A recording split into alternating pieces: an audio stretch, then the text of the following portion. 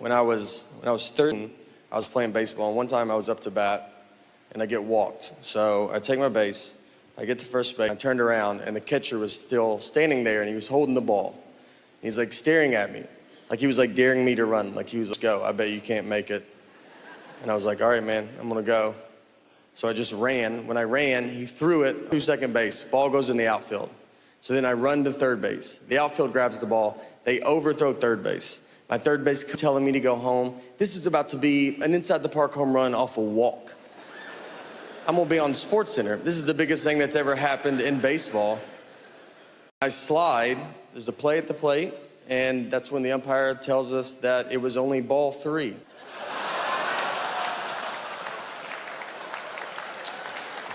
I swear.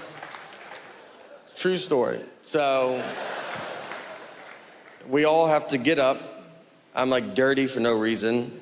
I gotta go get my bat right where I left it. I gotta just drag. I gotta bat again. It's 3 balls, 2 strikes. Next pitch, immediately out. I'm exhausted and over baseball. And I just looked at the ump and he was like, you can go now. I learned though that day, I learned that if you're confident, you can get away with quite a bit. Because no one tried to stop me, and they should have, you know? They knew I wasn't supposed to go. That's why the catcher was holding the ball, because he was like, I'm supposed to be going yet, right? And then I just ran to second. He's like, I'm wrong. No one's that dumb, you know? And then he just launched to the outfield, who's barely paying attention. They think it's a hit, and the umpire figures it out. It's just easier to let me get all the way back to him, you know? Let me feel what it would feel like. You know what's great too? No one ever told the parents. They never explained it. They were cheering. It's a pretty exciting play to watch. And then they just see me slide into home and then just stand up and bat again. They just are like, is that just a rule in baseball? I don't even know. Our daughter's still in our bed too, and parents don't like that when you say it. They're like, you gotta keep them outside, don't look at them. You know. It always, like, it shot down my dream because I wanted to play college basketball, and that didn't work out. It didn't work out because I got cut every year from my high school basketball team, so I had to play for my church because, yeah, the church can let you. They have to let you play, which is nice. That's a good, you know.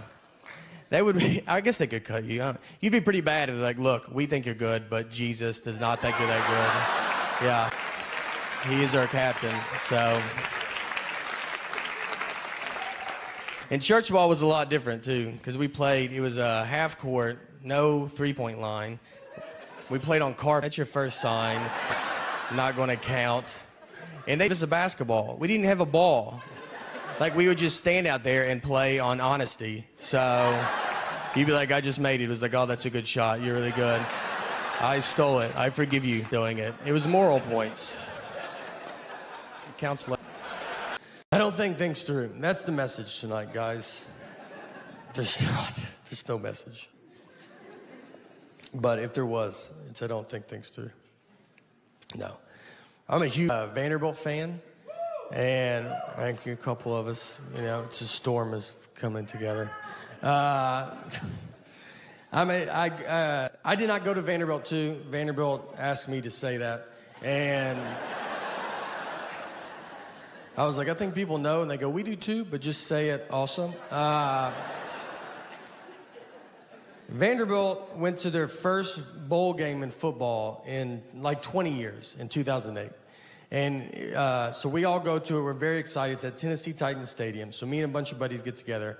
We go tailgate. We get cornhole, a grill. Like, we're going all out. And my ticket was at will call. So I was like, look, I got to get my ticket. I'll be right back. So I go get my ticket. And before the lady gives it to me, she ripped it, which means you have to go in. And it was, I mean, a full 3 hours before the game starts. I was like, I don't want to go in yet, you know? And she's like, you have to go. And I just walked in to just an empty stadium, 60,000 empty seats. I go to my seat. I don't even just go to a different, I went to like the one I'm supposed to go to, like a loser. The players are like in jeans. They're not even dressed yet. I was like, I'm real excited for the game. I like startled them. They're like, oh, I didn't even know anybody was in here. Did you go to Vandy? I was like, you would think with how early I'm here, but I also think if I went to Vandy, I wouldn't be in the situation that I'm in. I walked to the top of the stadium and just watched my friends tell. I just set up at the very top. And I was like, I'm already in, guys. Yeah, I decided to save our numbered seats. Nothing was open. I stood in front of a concession stand like I was waiting for an iPhone to come out. Just that gate was down. I'm just like already trying to figure out what I'm gonna eat. And they came and opened it, and one side got stuck, and I helped them. Thank you guys for coming out. Appreciate it. Very excited.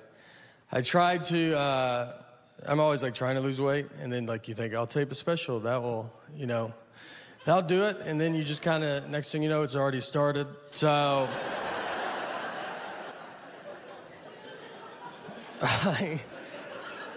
I had a thing that happened that I do. It was like, I got to get it together. Like, I like to golf. And so I'll sometimes bring clubs and I'll golf on the road. And so I was in Florida and we go golfing.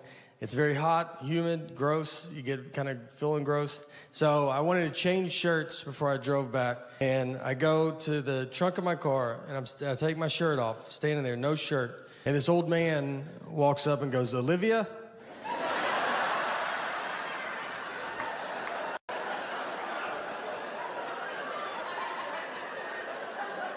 I had to turn, I was like, I'm sorry. What did you say? I'm sorry.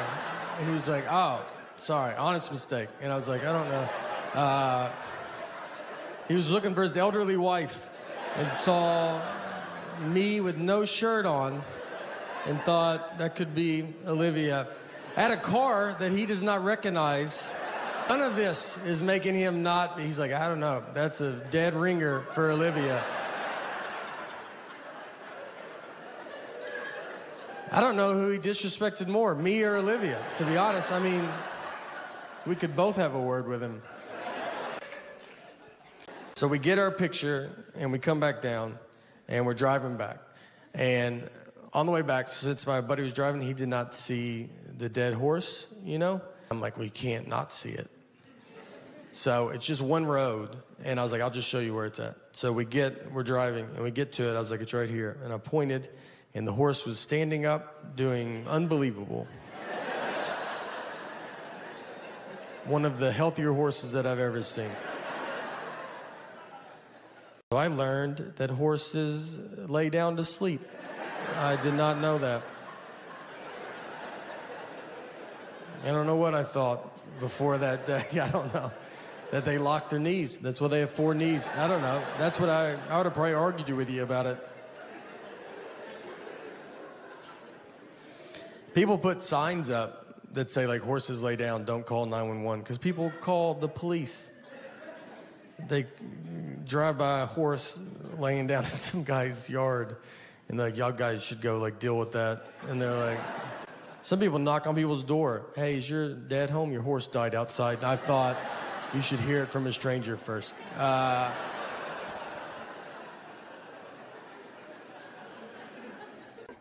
We're doing homework to our daughter's store.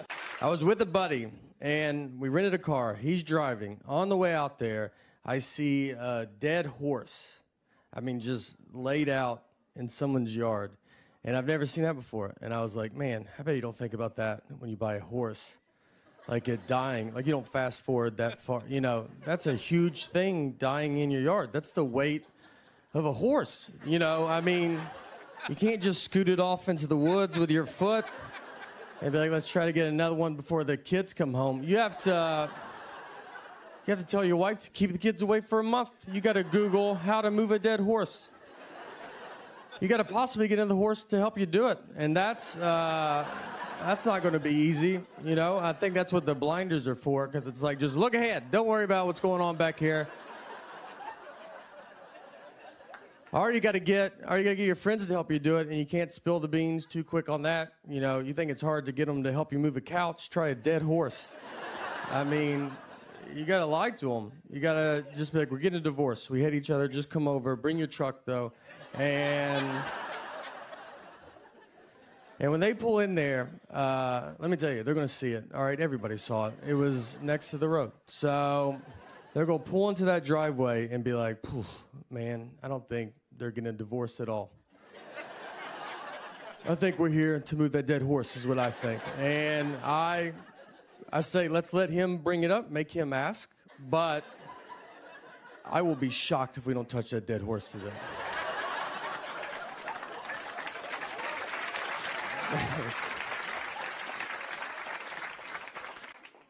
And look, if you ever have to move a dead horse, I've clearly thought about it.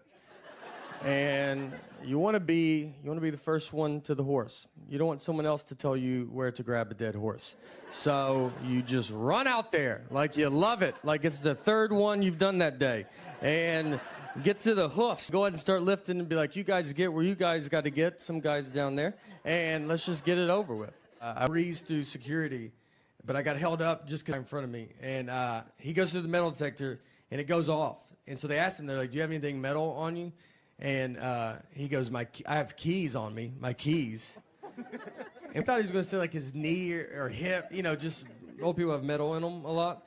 And he goes, keys? Do you think that would do it? You're like, I mean, I think that would be the #1 answer on Family Feud of what would set a metal detector off. Keys. I told him, I was like, look, let's try it with and without it. I'd love to know. You know, maybe they've been lying to us about this key thing. Look, I can be wasteful. Like, if something gets to the bottom, I will throw it away. Ketchup. If ketchup gets like that much left, I'm like, blech. She will put the old ketchup with the new ketchup. That way your ketchup's always gross.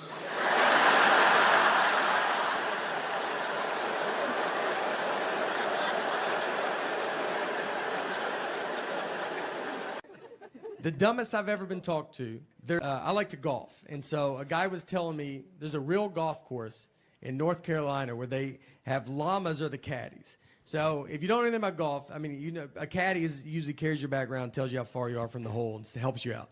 So this course, the llamas. So you put your golf bag on a llama, and it carries your bag. So he told me that, and then he looks into my big dumb eyes, and he goes, just so you know, llamas can't talk, though. I mean, that's the question he was trying to get ahead of as he looked into my stupid eyes. Like, he's like, I'm going to say it so that guy doesn't have to say it. I'm just at the zoo talking to the giraffes, just, hey, where are you guys from, you know? I know where you're from, but where are you from? You know what I mean? 50-50 if my zipper's up or down anymore.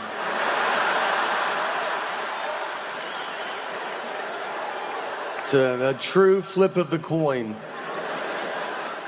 I don't know what's happening. I've zipped up my whole life.